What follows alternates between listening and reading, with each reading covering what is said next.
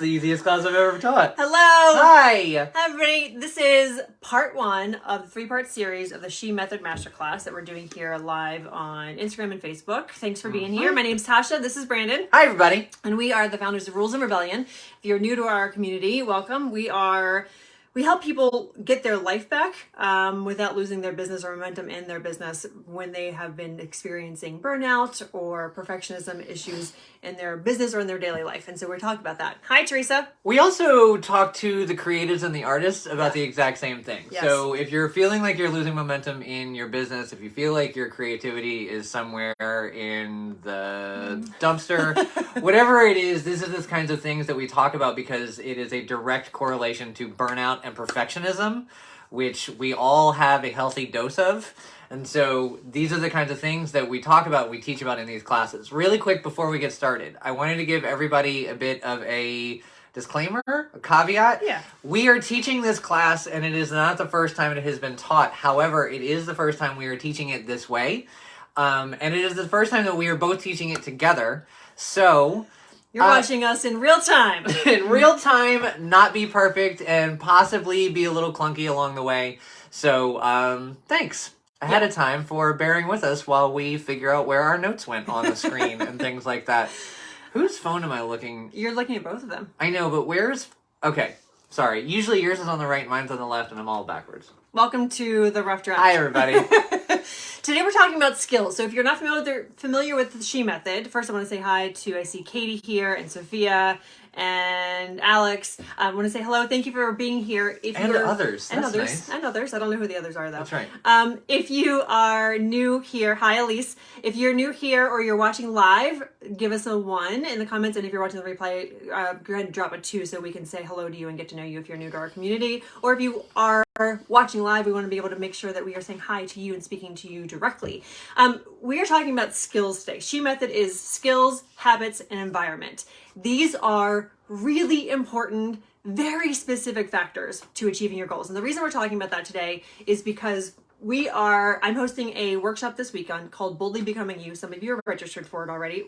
Can't wait to see you there. And we actually had some people register this past weekend who have gone to this workshop several times. And the reason they go to it again is because you get a new layer of clarity for yourself at this workshop. So if you have questions about that, we'll talk some more about that at the end. But the reason we're talking about the S.H.E method this week is because in order to achieve your goals, whether your goal is to level up in your business, to have more money in your savings account, to have more time to create art, to just rest more, whatever your goals are, it requires these three things. And I don't know about you, but I spent 20 years in personal development, studying and reading all the productivity hacks, all of the time management tools. And somebody messaged me about Darren Hardy today. I'm like, oh no, I'm recovering from Darren Hardy's as well. These are 4 o'clock in the morning. Go fuck yourself. So there are so many ways to achieve your goals, but doing the most and doing more and more and more is not the answer, even though that's what so many of us have learned to do to achieve our goals. And so what I did while I was in bed, trying to figure out how I got into being in a bedbound situation, is looked at what is it that I actually needed that I didn't have. Mm-hmm. And then Brandon and I looked at our actual life and looked at what was conducive to what we were doing, what wasn't conducive, really looking at the rules and breaking down the rules that were not actually allowing us to live our lives or pursue our goals or be creative or be our authentic selves. And it came down to these three things: the skills, lack thereof, which we'll talk about in a second, habits, which we're going to be talking about tomorrow, and the environmental factors, which is hardly ever discussed, but a huge component to whether you achieve or move towards your goals or not, which we'll be talking about on Wednesday. So make sure you mark your calendar to at least watch the replay, if not join us live on Monday, Tuesday, Wednesday this week. And we, by the way, love the shit out of this masterclass, so you are not going to have an opportunity to miss this unless you are flat out trying to ignore us. Every masterclass that we're doing this week, Monday, Tuesday, Wednesday, is also going to be turned into a podcast. And then you're also going to email us about it so that you can get essentially the gist, because this is one of the things that makes doing anything goal-oriented so challenging.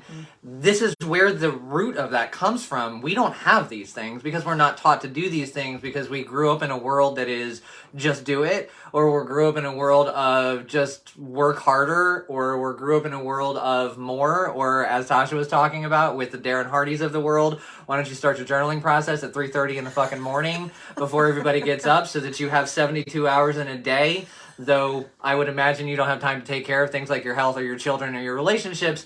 Those are the worlds that we grew up in. And so having skills, having habits, and having an environment that's conducive to actually getting what you want out of your life is something that we were never talked about. We were never told about because people just assumed along the way, if you work hard enough, you're just going to have everything you want. And while you will get stuff, you will be so fucking tired and burn out afterwards, and most likely so deep rooted in perfectionism that you're going to get the thing that you've been working so hard for, and you're not even going to register that you actually won. Like, you're not even going to register that you actually accomplished this massive goal, because P.S., it's never going to be good enough. And that's what we are digging into with these 3 areas of actually creating a foundation to be able to go get your goals. Is we want to build a place where you can acknowledge, I did the thing. We want to build a place where you can walk away saying, I not only did the thing, but I'm not exhausted and I know what just happened. And also, this environment that I created for myself is something that I actually truly love and I really enjoy existing in. And we don't have any of that if we don't do it on purpose, and no one taught us that we had to do it on purpose.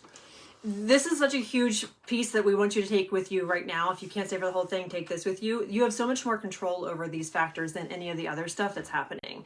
And we've been taught that you just have to work hard, but the reality is if you're working hard but you're not working on these 3 things, you're just exhausting yourself. And perfectionists in particular have a hard time understanding skill development and actually incorporating it into their life. So today we're talking about skills and how perfectionists specifically do skills differently, and why developing skills can be so challenging for perfectionists. Even if you're a perfectionist in recovery and you've started to identify some of these patterns that are not useful for you, that are coping mechanisms, the skill development part, even just starting it, is challenging for a perfectionist, which is why so many of us spend so much time researching. So we're going to talk more about that in a minute. We also have a homework assignment for you at the end of today's session. So if you like getting into action and doing things to move yourself towards your goals or move yourself towards just getting more clarity, we're going to have something for you to do at the end of today's session. So at the end, we just said that. Today's the last day. Before we get too far in, today's the last day for early bird registration for the Boldly Becoming You workshops. If you haven't already registered for that, it's $100 off of the registration fee through tonight. So make sure you register for that, or DM us if you have any questions, or if you want the link. Okay, so. Ready? Yeah. Okay, go for it. Information. I'm going to say this with the most loving heart. Because this is something Tasha had to learn the hard way. Information is not the same as skills. My loves. Wah, wah. I love that you want to learn things, and I am with you. I love learning things. If I could be a professional student and get paid to just learn things, I would. But here's the thing about being a professional student. You have to actually do something. Information is not the same as skills. You have a lot of information. If you're like me, you know a lot of things about a lot of things, and you still don't feel like you're competent in those areas. And the reason you don't is because the actual term of skill, what the word skill means, is the ability to do something well, not the ability to retain a shit ton of information that you spent hours and hours going down the rabbit hole to learn. So this is a perfectionism thing. If any of you are in here going, fuck me, but I don't know why, it's because perfectionism. And also, for the rest of your life, if you had run into a question and the answer is, I don't know, the answer is really perfectionism. So all of that time and effort spent in collecting information feels like work, because it is. Especially if you are someone like this person who decides to go deep to make sure that they fully understand a topic from every single fucking angle possible. That's a lot of hours that you're putting into searching. That's a lot of hours that you are putting into questing to go find the actual, and it's okay. I see you, Katie. And so it's a lot of hours. And so when you're done with all of those hours and you have these either piles of Post-it notes, stacks of notebooks, or 87 tabs open on your computer after the work that you did, it is clear you can look at it and go, look at all of this work that I just did. And so clearly I must be prepared. Why isn't my goal happening? Mm-hmm. Why isn't my life changing? Because clearly, look at all this goddamn information that I've spent hours and hours and hours and hours collecting. I don't understand why it's not happening. And the reason is because information is not a skill. Information is the beginning of you learning what to apply to develop the skills. Go for it. Well, it's 11:11, so just wanted to put that out. It is here anyway, so you can enjoy our 11:11 wherever you are. I wanted to just briefly touch on perfectionism because I'm realizing that we haven't talked about what perfectionism really means. Most of the time, people hear the word perfectionism, they think that it's doing something flawlessly. It's doing something without ever having an error. It means that you are never making mistakes. And the reality is that what perfectionism really is this ever just dread of getting humiliated, getting embarrassed, worried about not being able to give the impression that you're capable, worried about being humiliated. I said humiliated. Yeah, but you can say it twice. It's a perfectionist thing. It is so true. And it's this internal anxiety that you have, this fight or flight response that you get from possibly being, never doing it well enough. Exactly. And that is a nervous system response to things that you learned earlier on in your life throughout the last decades of your life and reiterated by your own filter. Because here's the part about doing a skill well. Even if you do the skill well as a recovering perfectionist, you can't clock that you did it well because your filter is broken. And so you can work on the skill, you can develop the skill, and everybody else can see that you're crushing the skill. But because you are not actually acknowledging and making note of the fact that you are accelerating in this, you're doing better than the last time, you're doing the skill more effectively, it takes less time, it takes less mental effort, it takes less energy. You don't think you're doing it well, so you either stop and don't keep going because you didn't do it perfectly the first time, or you are berating yourself because it's not good enough yet, and it's not good enough yet, and it's not good enough yet. And so all of this combines into a situation where you are never allowing yourself to fully say, this is good enough, now I'm going to move on to the next skill I need, or I've learned enough and now I need to start doing some things, and being available to see that move into the next phase of your goal. And this is where that concept of information is not the same as skill comes from. You are constantly doing things and you're like, that wasn't good enough, clearly I don't have enough information. That wasn't good enough, clearly I don't have enough information. That wasn't good enough, clearly at 2 o'clock in the morning, I should have opened a 99th tab because I needed to go find more information. I want to put this into a different context for all of us. Information is not the same as skills, and here's something to consider. If your car was broken, like it just would not turn on, it would not drive, and I came to you and I said, hey, I have some subscriptions to Car and Driver and a couple of other magazines. Do you want me to work on your car for you? Because I read about them a lot. You probably wouldn't want me to do that because that's a lot of money you're going to waste, and I'm probably going to break your whole car. Maybe not, but all you know is I'm a guy who reads a lot about a thing that might be broken for you. It is not the same as me saying, hey, I understand your car's not working. I've been working on cars for 20 years. Why don't you let me take a look at it? That situation, you're going to be like, yes, please come fix my shit. I don't know what I'm talking about. But the guy who sits in their room all day long and just like consumes information and never actually lets that information interact with the real world is just someone who can sort of kind of know stuff.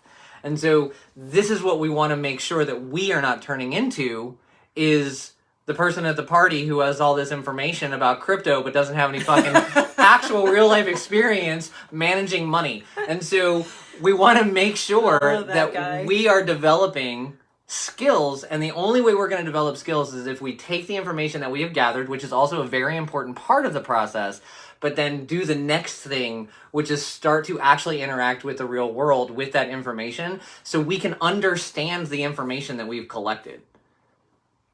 In order to be ready for your goals, a big part of what you need to do is acquire skills, but those skills actually have to be aligned with the goals that you want to have. So this is another part of the problem with the intense perfectionism deep dive research, is it gives us a lot of opportunities to go off on our own, unsupervised, to collect information that really has not a lot to do with the thing that we started out looking for. And so an example would be, we actually have a client who one of her goals is to not actually be more successful. It's not actually to have more shit. She already rocks her business. She already fucking just crushes business. Her goal is that she wants to be more calm and confident so that she can be successful in her business while having a rich, fulfilling personal life. That is a goal. It's not attached to I need to go get the shiny thing. It's I want to be fulfilled within both portions of my life. And for her, that means traveling more, being able to lean into the creativity. She wants to paint and write. She used to write a long time ago and she lost touch with it. She wants to do pottery. There's lots of creative expression that she's been putting on the back burner because of this, and I can really relate to that. And so when she came to us, though, the problem was that she didn't know what to do, and digging into it, we realized she was spending a lot of time looking at productivity hacks, and she was spending a lot of time looking at new business courses. And the reality is, you know how to be productive, and you know how to fucking crush business. So putting all of your focus into an area that's comfortable doesn't actually gain you the skills to have the goal that you don't know how to do, which is a little uncomfortable. And so part of the pivot there was, let's talk about where our focus is, and let's talk about where our skills are being developed, and are they aligned with where we actually want to go, or are they more aligned with what's the most comfortable for us right now? Hence, let's go deep dive into research to see if the problem lies in this area that I'm the most comfortable with, rather than let me go find skills to practice that I'm uncomfortable with. I want to share a personal experience of this. For those of you who don't know, I had set a goal a while ago to be a wealthy, well-rested global speaker, and I recently have pushed pause on that goal for a lot of reasons. But one of the things I have been continuing is learning how to be a storyteller. Years ago, I didn't know that drafts existed for publishing books. I know, I'm 43 years old, and it was only a few years ago that I realized that there are like drafts and drafts and drafts of the things that we read. I thought it was pretty much the same thing that the person wrote out is what we saw. Maybe some grammatical changes, some punctuation, but mostly what we read was what people wrote. And when I learned that that is a skill, that storytelling is a skill, and that having edits is part of the skill development process, I was floored. And it gave me so much more permission to be messy in my execution of trying to develop that skill, because I didn't realize that I had never learned how to learn this. And this is another thing that's really important for perfectionists. Where are my gifted and talented people?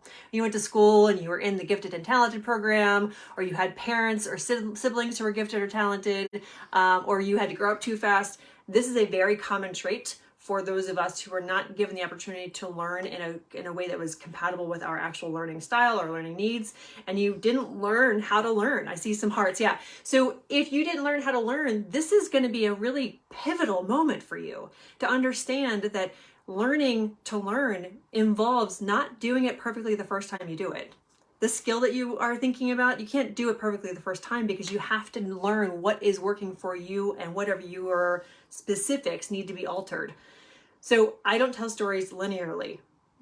Brandon is a saint. He has worked through this with me for the last 17 years and helped me figure out how to do more of that. Having feedback from somebody is really crucial, but as a perfectionist, having feedback is your Achilles heel. Having someone else say, this is what was working, this was wasn't this is what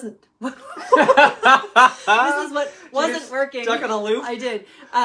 That's a really crucial part to develop skills, to have feedback from someone who knows what it is that you're looking to do and has some experience in it. And you are not going to be available to that if you are still actively in perfectionism. So we have done all of these things that we're talking about today, which is why we're so passionate about helping you understand that why you don't have what you want is not because you lack some kind of character trait. It's because your perfectionism, your fight or flight response, your just complete lack of awareness that you don't have the practice of learning how to learn is part of the thing that you can develop at any age, which is why we are talking about this today. So the other thing that we need to talk about in this skill building conversation is procrastination.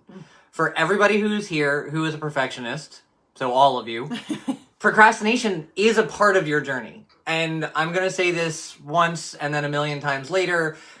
Just because you procrastinate doesn't mean you're an asshole. It doesn't mean you don't know what you're doing. It doesn't mean you're malicious and you are trying to spite anybody by not doing anything. Procrastination is a response that is born out of perfectionism. And for every individual, they have a nice little flavor of why that happens for them. But in a broad context, the reason why you are procrastinating and how you are procrastinating is through the constant collection of information. The constant collection of information, what we were talking about earlier, where it takes forever, where you're up late nights, where it's obsessive in your brain of, I've just got to find this one more thing around the corner, that's the answer that I'm looking for. All of that shit, it is rooted in procrastination. And we fucking get it. Like, we've both got our own different flavors of procrastination. We've done this shit forever. Personally, my version of procrastination of not applying skills is deciding that I'm interested in something completely different and then starting the project. Like, not even acknowledging, oh, maybe I'll just put this on pause. Just being like, I've got everything I need for here.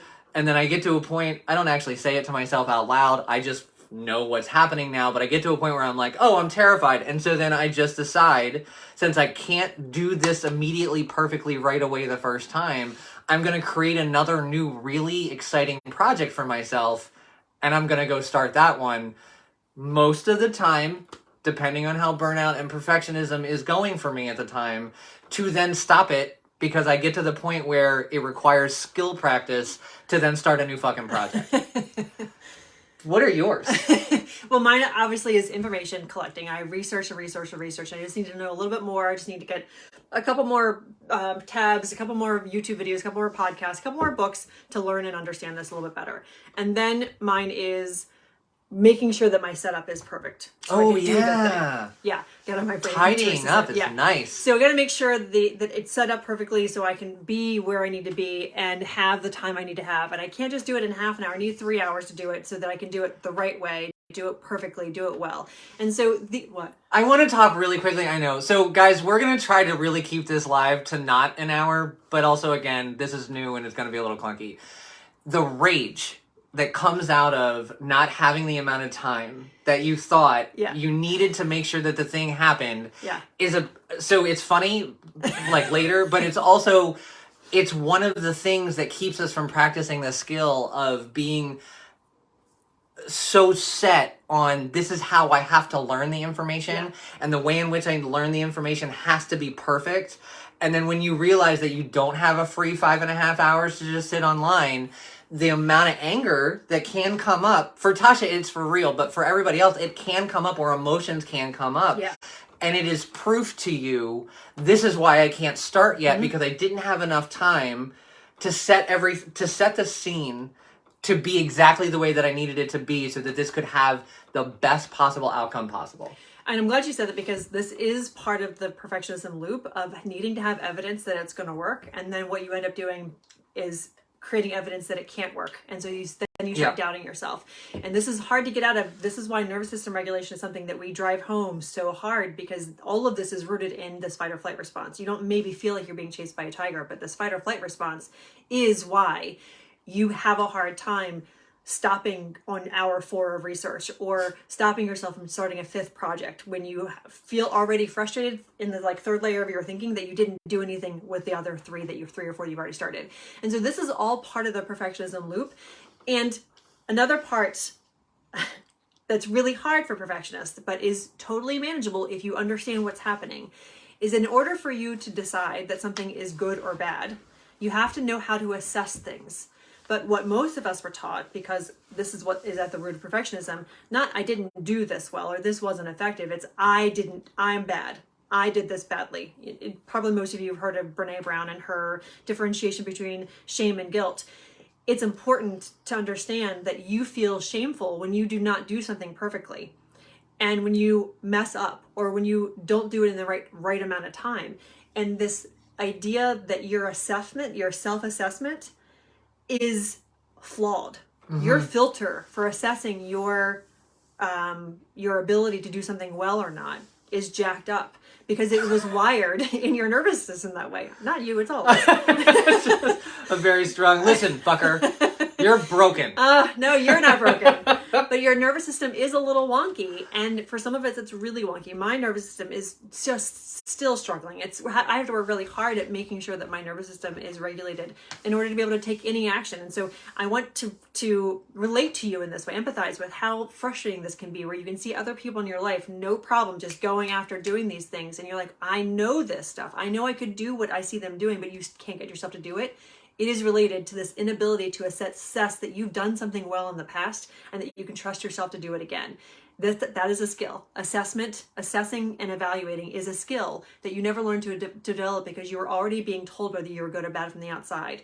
And this is a crucial piece for perfectionists to understand. when Tasha's talking about your ability to assess is broken, it goes both ways. So it goes in the, you have a hard time assessing that things went well. But when Tasha was just speaking about the fact that all of us, to some degree, hold a level of shame when we can't do something perfect, there may be many of you out there going, fucking not me, something. And also, it's a spectrum. Like, there's not this, like, shame isn't, I'm in a room in the dark with the door shut and I can't look at myself in the mirror because I can't believe what I just did. It's just this nagging ass thing in the back of your brain that kind of, like, flicks you all day long as you go through, what did I do, what I did not do, how much time should have. Right. How much time do I have left in the day? I'm never going to be able to get all this shit done. That's where those, like, micro moments of shame and guilt happen.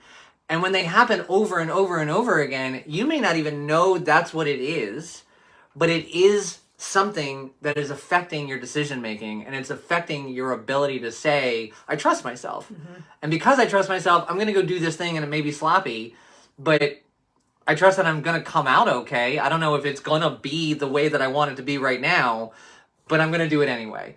And that's part of where the assessment part doesn't work, is because not only are you having a hard time assessing that things are going well, but because of the fact that you've never been given any time in between your assignments from the world, you don't have any ability to actually sit back and assess, how do I feel about the fact that I just procrastinated for the last 5.5 hours?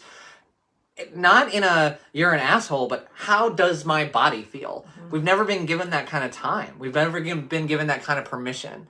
And so being able to understand that your data collection, turning it into skills, is a challenge, just because we've never been given the time to say, I'm going to do this a couple of times before I decide how it goes to see what I'm going to change. Because everybody's been asking us to be faster. Everybody's been asking us to be better. Everybody's been asking us to do it quicker every single time.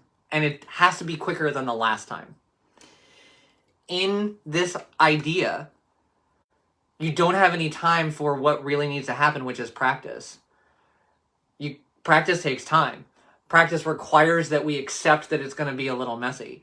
Practice requires us to believe that just because it's not perfect doesn't mean that it's wrong. It just means that it's draft 1 of a million on the journey to where the hell we want to go. I want to pause you right there. I want you to hear that part.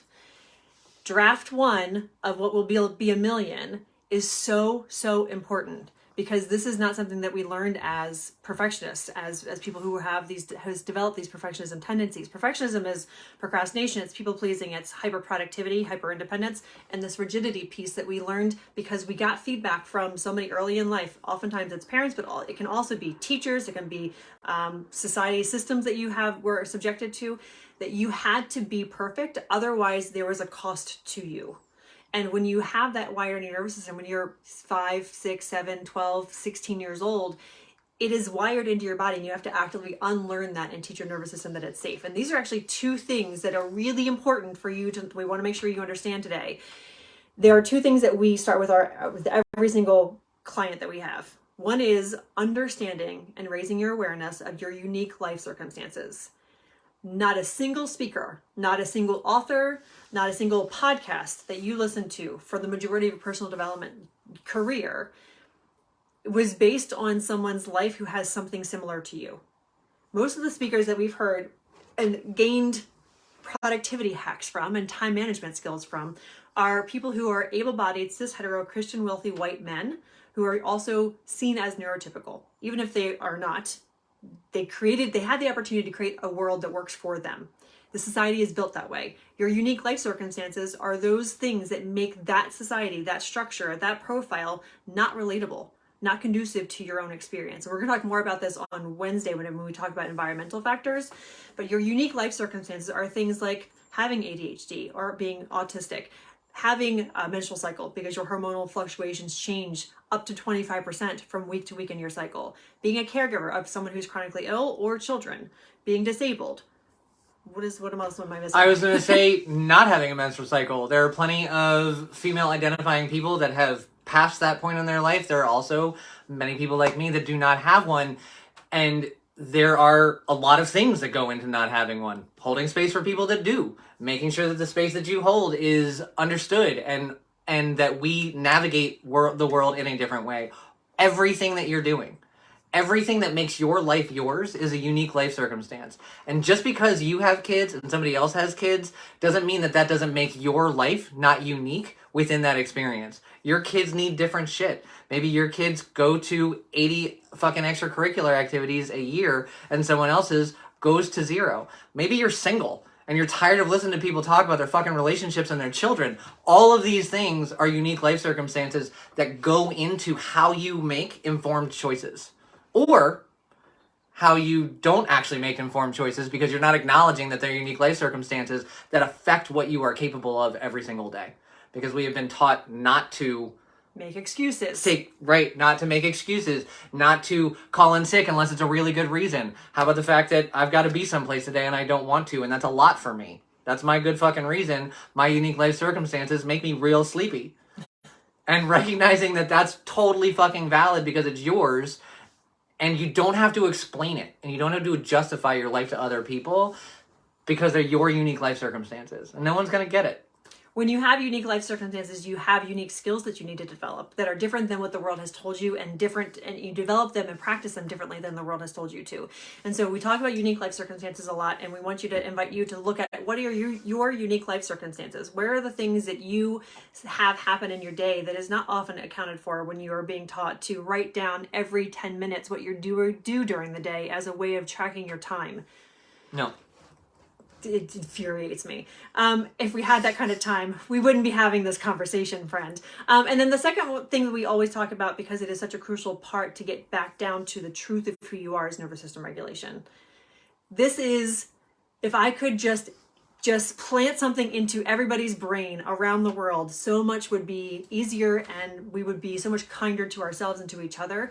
This is such an important part of understanding your perfectionism patterns, but also in why you haven't been able to achieve the goals in the way that you wanted, in the time frame that you wanted, feeling the way you wanted to feel when you did achieve the goals that you set out to achieve. This is a huge factor. Your nervous system, every time there's an opportunity for someone to have feedback for you, whether it's voluntarily or involuntarily, your nervous system is going into fight or flight. You may not feel like it is as intense as it is when you are getting chased by a tiger, but this emotional fight or flight is a real experience that we have. And most of us, if you're here and you're still here, you definitely have this going on for you. It activates. And that does not allow you to access the part of your brain that makes decisions that are good for you in the long term. It's only focusing on what's happening in the short term. So you can't think about, if I just get through this one first rough draft to develop this skill, to practice this thing I want to practice, I will be over that and then I'll know more, so the next time it'll be easier. You can't think like that because your nervous system is saying right now, this is awful, this is scary, they're going to judge you, they're going to tell you that you're not credible, they're going to tell you X, Y, Z, this is going to be taken away from you.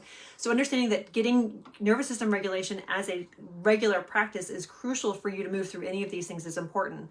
Both of these things are skills: identifying your unique life circumstances and being able to assess where that is actually impacting your goals, as well as developing the skill of calming your nervous system according to you, because we don't all have the same triggers. We don't all have the same reactions to different regulation practices. These are two crucial pieces that no matter where you are or what it is that you want to achieve, especially those of you who want to learn how to rest and relax without feeling guilty or feeling like you should be doing a million other things, these are really crucial factors for that. One of the things I want to talk about nervous system regulation, and then you and I need to move on. Yeah. Tasha explained this to me a while ago in a way that just completely clicked, and I want to pass this on to you. One of the things that nervous system regulation does is help you navigate yourself out of not having any relationship with your body and into having a relationship with your body so that you can care for it. The pain you feel are from experiences that have already happened, and those experiences created trauma, which created coping mechanisms to keep that pain from ever happening again. Those are your coping mechanisms, whatever they are. For me, it was a lot of booze and a lot of sugar and a lot of over-the-counter medication. And fortunately, that's all in the past. But those were the coping mechanisms that I created to navigate the trauma that was created by pain from my past that I was trying desperately to keep away from me. The other thing that I have going on, and so does everybody else, is we're afraid of the future because we don't know what it is and the past was so fucking rough. And that's when your nervous system completely fucking gets fried. And so regulating your nervous system allows you to help yourself heal the pain from the past, but also be open to the fact that the future doesn't have to be terrifying, so that you can then start to build skills to have a different outcome than the one that you are currently existing. That is why nervous system regulation is so important. It is going to be, for some of you, the linchpin to you moving towards your goals and actually achieving things. Genuinely. And so if you take nothing else away from today, please take that away, that you have the ability to start learning those things now. If you want, we have a regulated, I didn't have this on the notes, but we have a regulated AF 10-day anti-challenge. There are 10 practices in there that we share with you, that we physically show you how to do. If you want that link, just send me a message and we'll send you the link for that. It's only like $25. So how you've already done this 1,000 times. So some of you are thinking, well, I don't know what skills they are. It can be confusing to understand what skills are, because we think of skills like building a house, like they're like the hard, like mechanical skills. Thank you. The hard skills. That's hard. Think of anything you do every day without having to think about it, that you had to learn how to do initially. So driving a car, that's a skill. We all know that there are some people out there who are not as skilled as others when it comes to driving a car. The job you have, whether you like it or not, there are things that you had to learn how to do to be able to do the job that you have. Did you want to say something? No. Parenting. There are skills that you had to develop to be a parent. For most of us, we're still developing all of those skills because we didn't have that modeled for us when we were kids. Relationships, communication, these are all require skills. And oftentimes we're only taught about like how to do an Excel spreadsheet, how to put up a website together. And although those are important, the skills that are often missing are the emotional intelligence skills. Mm-hmm. And that is a crucial part. You already have some of those in your toolbox. And so it's important that you realize that you've already done this. You just didn't have the intention for necessarily learning how to use those skills or develop those skills. So that means that if you've done it before, you can do it again. It's just a matter of reframing it and making it low stakes. Also, it's a difference when you do it on purpose and when you do it out of necessity. So a lot of those skills that Tasha mentioned, whether it was parenting or communication or relationships or the other things, those were, well, of course I know how to do that. I just don't think I do it well, but I had to figure it the fuck out. Congratulations, that's how the shit works. That's how it works all the time. It just doesn't feel pretty, and it's not going to, by the way. Like, that's the other thing that perfectionism kind of tricks us into believing, is that perfectionism makes us believe that when we're doing everything right, it's going to feel fucking amazing. Learning new shit and applying it to the real world does not feel amazing all the time. Sometimes it feels fun, sometimes it feels exciting, but it doesn't necessarily mean that you're going to have this like, oh my God, I'm making my life so incredible kind of a thing. The way in which we can navigate ourselves away from, oh my God, this doesn't feel incredible, I'm never going to do it, is acknowledging that it's perfectionism. Perfectionism is fucking you right now, and we've got to acknowledge what that is. So perfectionism, take notes. If you are coming up against roadblocks, if you're coming up against friction, it's going to be one of these things. Perfectionism in the form of being picky. Nothing is ever good enough. Whether or not you are being a malicious bastard about it or not, it doesn't matter. You're picking apart things. I could have done this better. They could have done this better. This is why I never do anything with other people, because they always fuck it up because I could have done it better. Pickiness. The other thing is procrastination. We talked about that a lot already. Choosing to do other things instead of identifying what you're doing, or letting yourself go down a rabbit hole to make sure you get it just so. People pleasing. This is when you are busting your ass over and over and over again to make the lives of other people as comfortable as physically possible. It's a very broad description of that, and we will talk a lot more about that and all of our other things. Hold it. Yep. And then hyperproductivity. This is where you just got taught, just grind out more hours. Just fucking more all the time. Don't ever stop. When you think you're done, you've got another 10 hours to go because what you did was shit, and you've got to do it better and better and better and better. Who do you think you are to rest right now? You didn't earn Yes. it. Yeah. So when you can navigate your life without those things interacting with you, that's when you're in that sweet spot that you think everybody is going to get you to really quick. And so we've got to identify where those parts and pieces are so that your goals and your daily life can become easier. Taking action becomes easier. Making decisions feels less stressful, and the micro moments with your people become more fulfilling when we are practicing skills and actively releasing perfectionism. And it is a micro moment at a time. It is not, I'm going to wipe the slate clean and tomorrow be perfectionism free and be skill rich. Like, that's just not how shit happens. There's an ebb and flow. There's a harmony to what we're doing, whether we realize it or not. It's about realizing it. and gaining those skills through being intentional and aware and present. Thank you for not letting me continue on You're the very welcome. people-pleasing path. Okay, so most of the people we work with don't actually want to achieve more. Let us know where you are. There's different seasons of life, different seasons of business. And what we have noticed in the last year is a lot of our clients, our private coaching clients in particular, are not looking to achieve more in terms of like massively increasing their income or their business revenue because they already have figured out how to make that happen. They want to do that same thing, but do it with less effort, do it with less work, and they want to relax more. They want to be able to take care of themselves for more than 2 weeks at a time. They want to be able to rest without feeling like there's a million things they should be doing. And all of those things are skills. Relaxing is a skill. Putting boundaries in place is actually a set of skills. It is not just say no. So whoever tells you that, quickly run in the other direction because that is not how that works. Say no. When they say that, just say no. You're right. No, bye. Identifying your necessary skills is a skill. So the things that you want to achieve, the thing you want to go after.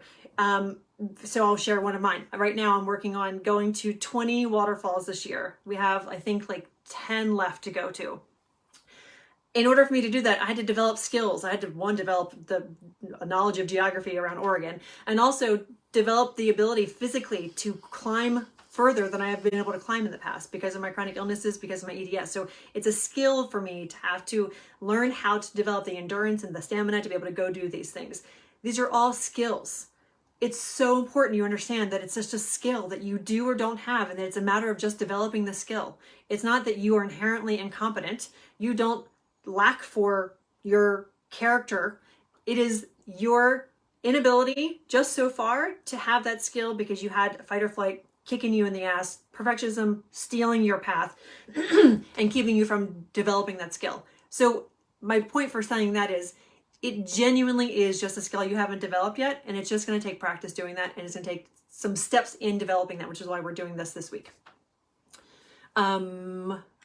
The next thing is homework, and that is something you do to people and like it. So I'm gonna let you. My goal is to assign people less. So I'm giving you a little bit of homework if you want to take this information today and actually put it into action in your life. Identify one skill that you can acquire with the least amount of effort that is related to one of your goals. So what is your goal? What is something you want to have? That's when we talk about goals, we're not talking about, I want to cure the world of whatever disease. We're talking about, what do you want? What do you need? What do you want more of? What do you want less of? What do you want to have in your life as an experience or in your relationships? And then identify what is a skill that you know that you need to develop there.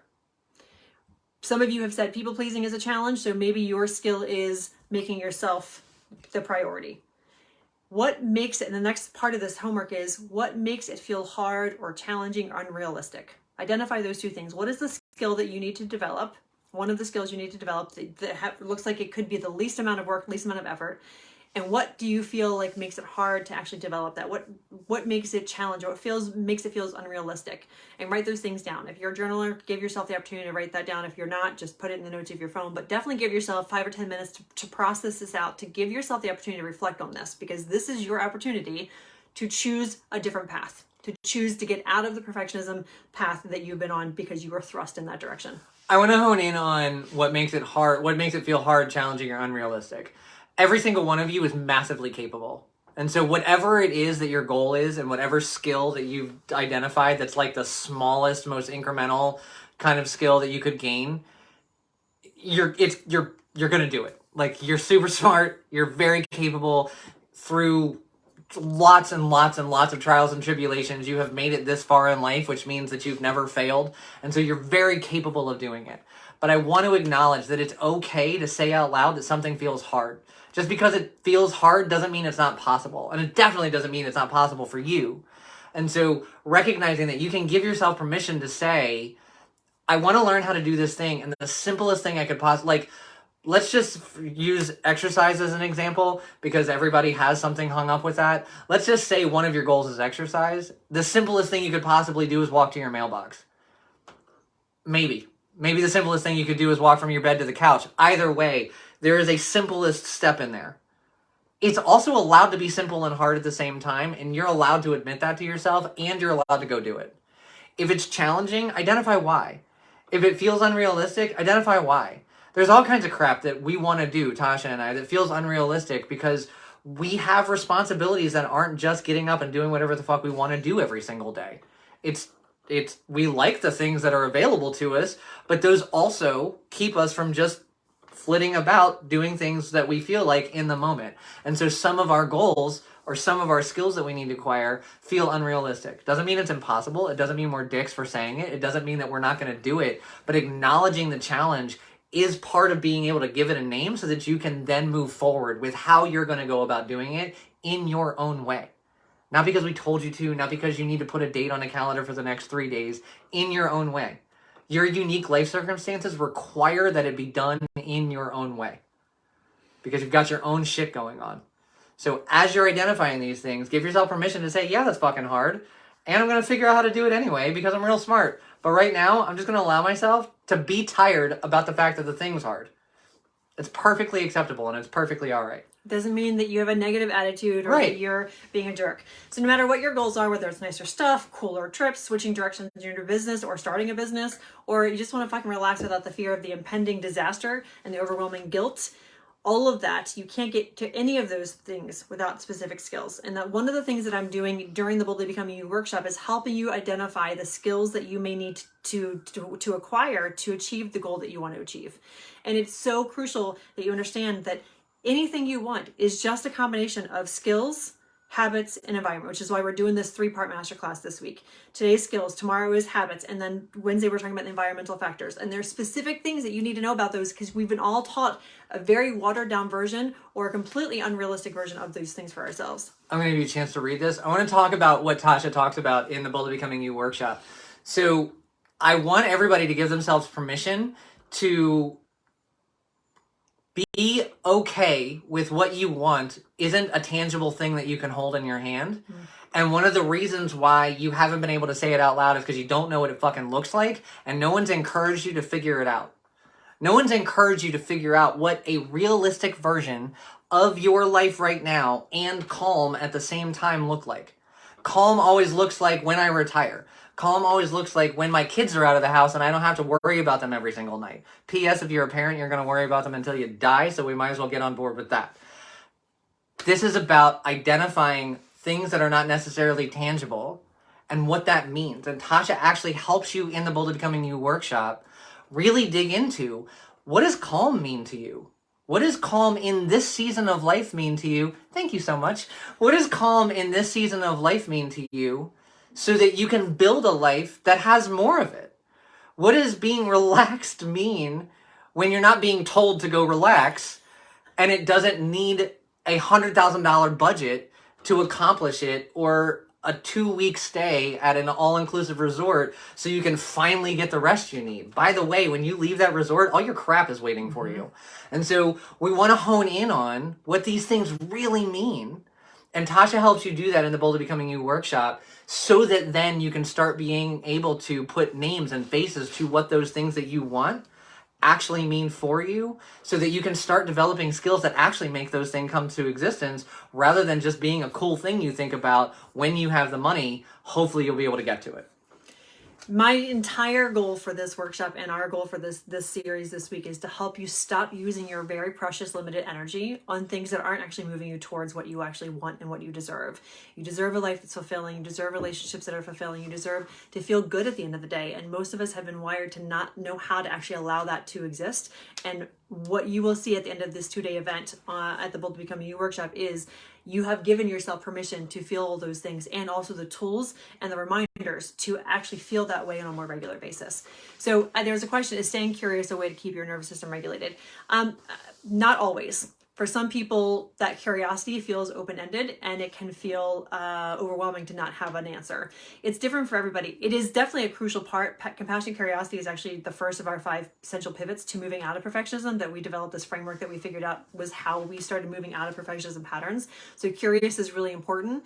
But it's important how you address curiosity, and it's also really important that you understand that sometimes being curious is going to lead to 50,000 other questions that does not actually bring you peace. And so it's a matter of each person and understanding that the curiosity needs to be monitored.